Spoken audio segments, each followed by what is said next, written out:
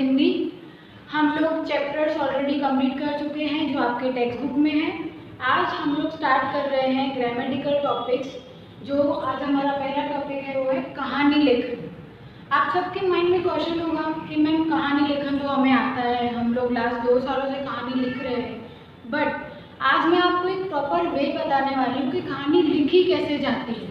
I will not show you to write the कहानी, but मैं आपको ये सिखाने वाली हूँ कि कहानी हमें लिखनी कैसे है, कैसे उसको स्टार्ट करना है, उसके मिडिल पार्ट्स में क्या होना चाहिए, उसका शीर्षक और लास्ट में जो सीख लिखनी होती है, वो सारी चीज़ें आज मैं आपको सिखाने वाली हूँ। So let's start with the points how to write कहानी। ठीक है, तो हमारा टॉपिक क्या है? कहानी लिखते समय ध्यान रखने योग्य बातें।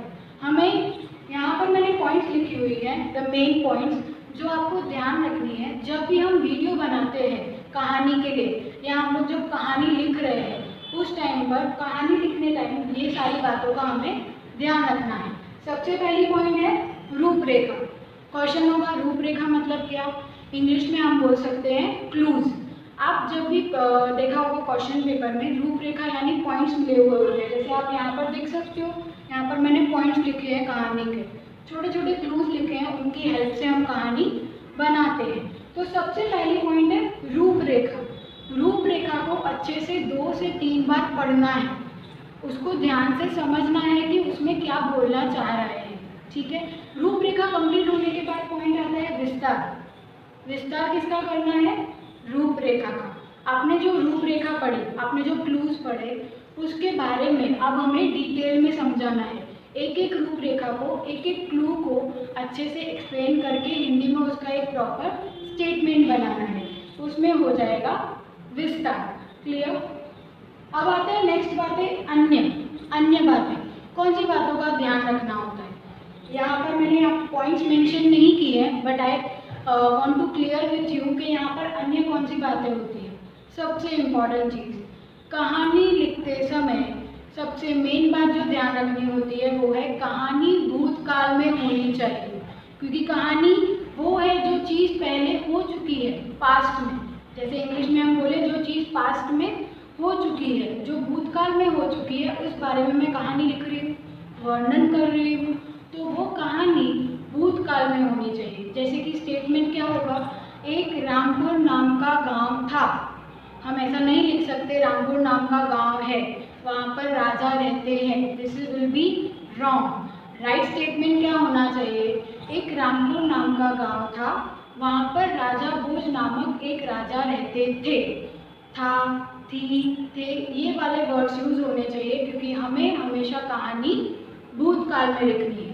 सबसे इम्पोर्टेंट पॉइंट इसकी, कहानी हमेशा भूतकाल में होनी चाहिए, इट मीन्स पास्ट फॉर्म में होनी चाहिए। सेकंड पॉइंट आता है कि कहानी में प्रॉपर विराम चिन्ह का यूज़ करें। विराम चिन्ह का मतलब क्या होता है? जैसे हम इंग्लिश में बोलते हैं साइंस, फुल स्टॉप लगाते हैं, क्वेश्चन मार्क लगाते हैं, एक्सक्लेमेटरी मार्क लगाते हैं, तो ये सारी चीज़ें हमें कहानी लेखन करते टाइम भी यूज़ करनी चाहिए। क्लियर? अब नेक्स्ट पॉइंट आती है, इसमें 3-4 परिच्छेदों में ही कहानी लिखें। इट मीन्स परिच्छेद का मतलब होता है पैराग्राफ। आपको कहानी लिखते टाइम उसको पूरा स्टार्टिंग से लेकर एंड तक एक पैराग्राफ में नहीं लिखना है। आपकी कहानी 3 या 4 पैराग्राफ में होनी चाहिए, तभी वो कहानी अट्रैक्टिव लगती है। समझ में आया? अन्य बातें एक बार फिर से रिपीट कर रही हूँ, कहानी हमेशा भूतकाल में ही होनी चाहिए। इस बात का हमें खास ध्यान रखना है कि कहानी हमेशा भूतकाल में ही होगी। था, थी, थे, ये वाले वर्ड्स यूज होने चाहिए।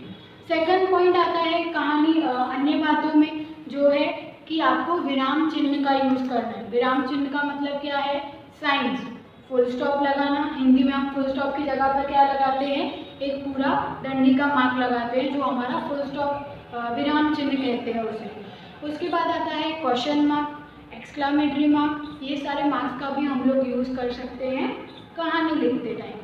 थर्ड पॉइंट मैंने आपको बोली 3-4 परिच्छेदों में कहानी को लिखें। इट मीन्स आपकी कहानी 3 से 4 पैराग्राफ में होनी चाहिए। क्लियर? अब आते हैं नेक्स्ट टॉपिक जो है शीर्षक। शीर्षक का मतलब होता है टाइटल। चलो, अब हमने कहानी की रूपरेखा पढ़ ली, कहानी को अच्छे से समझ लिया कि क्या है कहानी में। अब हमें शीर्षक देना है, तो शीर्षक कैसे देंगे हम? कहानी से लगता हुआ, उसकी रूपरेखा हमने पढ़ ली, कहानी से लगता हुआ कोई प्रॉपर संदेश हमें मिल रहा हो, या कहानी में जिस पर्टिकुलर पर्सन की बात की गई है उसके बारे में हमें पता चल रहा हो, तो हम उसे शीर्षक में लिख सकते हैं। जैसे कि कहानी किसी पर्टिकुलर पर्सन के बारे में है, या किसी क्वालिटी के बारे में, या कोई अच्छा संदेश देने के बारे में है, तो हम उसको शीर्षक में यूज़ कर सकते हैं। एक और चीज़ ऐड करना चाहूँगी, शीर्षक हमेशा छोटा और अट्रैक्टिव होना चाहिए, आकर्षक होना चाहिए, जिसको पढ़कर ही सामने वाले को इच्छा हो जाए कि ये कहानी अच्छी होगी। तो हमारा जो शीर्षक है वो हमारी कहानी की इम्प्रेशन हमें दिखाता है कि हमारी कहानी किस रिगार्डिंग है। तो शीर्षक सबसे इम्पॉर्टेंट चीज़ है कि हमारा टाइटल, जो शीर्षक है कहानी का, वो एक छोटा और अट्रैक्टिव होना चाहिए। लास्ट पॉइंट है सीख। सीख जैसे हम बोल सकते हैं इंग्लिश में मोरल, हमें कोई ना कोई लेसन, कोई मोरल मिलता है कि हमें इस कहानी से क्या सीखने मिला।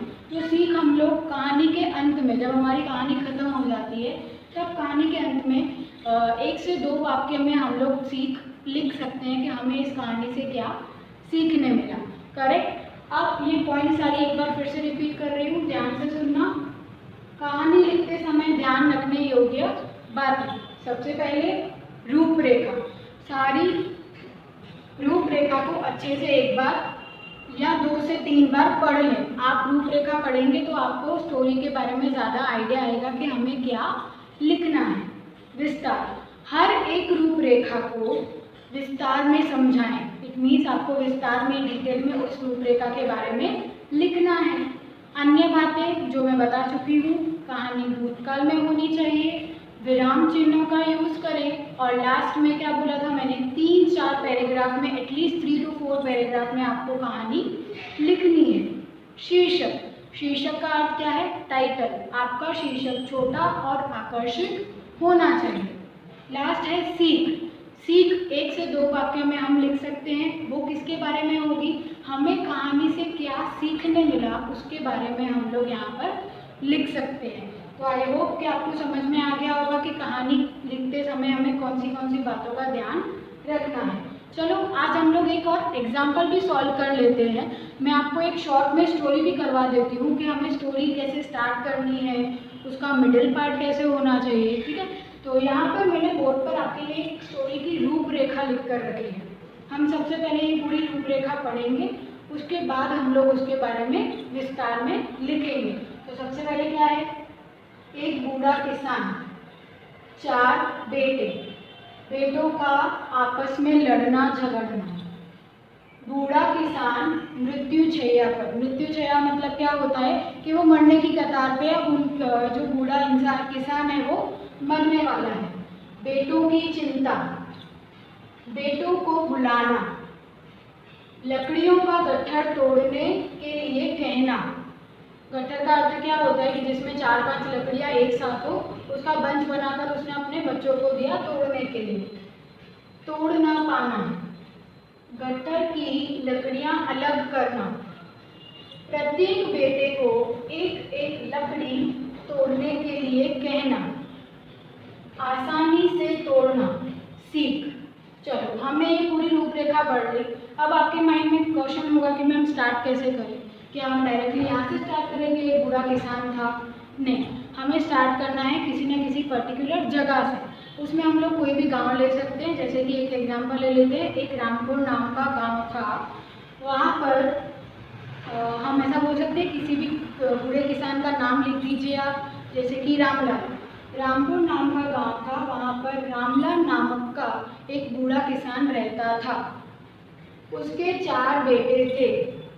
चारों बेटे आपस में बहुत लड़ते झगड़ते रहते थे। बूढ़े किसान को अपने बेटों की बहुत चिंता होती थी कि मेरे बेटे आगे कैसे बढ़ेंगे, मेरे जाने के बाद उनका क्या होगा, क्योंकि वो बहुत ही लड़ते झगड़ते रहते थे। बूढ़ा किसान मृत्युशैया पर, इट मीन्स वो मरने की कतार पर है और उसकी हेल्थ ठीक नहीं है और वो जल्दी ही मरने वाला है। बेटों की चिंता, बूढ़े किसान को बेटों की चिंता होने लगी कि मेरे जाने के बाद बच्चों का क्या होगा, वह कैसे एडजस्ट करेंगे, किसान खेती का काम कैसे आगे बढ़ाएंगे। तो बूढ़ा किसान उस बारे में चिंता कर रहा है कि उसके बेटे आगे कैसे करेंगे। बेटों को बुलाना, बूढ़ा किसान अपने बच्चों को अपने पास बुलाता है और फिर लकड़ियों का गट्ठर तोड़ने के लिए कहना। बूढ़े किसान ने क्या किया, एक लकड़ियों का बंच दे दिया उसे, सारे बच्चों को। बंच का मतलब क्या होता है, जिसमें 4-5 लकड़ियाँ एक साथ बांधी हुई थी और उसने अपने बच्चों को तोड़ने के लिए दिया। उसने चारों बेटों को तोड़ने के लिए कहा, लेकिन वो लकड़ियाँ टूट नहीं पाई थी। उसके बाद क्या हुआ, बूढ़े किसान ने अपने बच्चों से कहा, क्या कहा, गट्ठर की लकड़ियाँ अलग अलग कर दी। प्रत्येक बेटे को एक एक लकड़ी तोड़ने के लिए कहना। उसने अपने बच्चों से कहा, एक एक लकड़ी हाथ में लो और उसे तोड़ दो। आपने देखा होगा, नॉर्मली मैं आपको बता रही हूँ, आप भी लकड़ियों का जब बंच हाथ में लोगे ना, पूरा एक आपके पास 4-5 लकड़ियों का बंच है, तो आप तोड़ने का ट्राई करोगे तो वो नहीं टूटेगा। सेम चीज़ यहाँ पर भी हुई।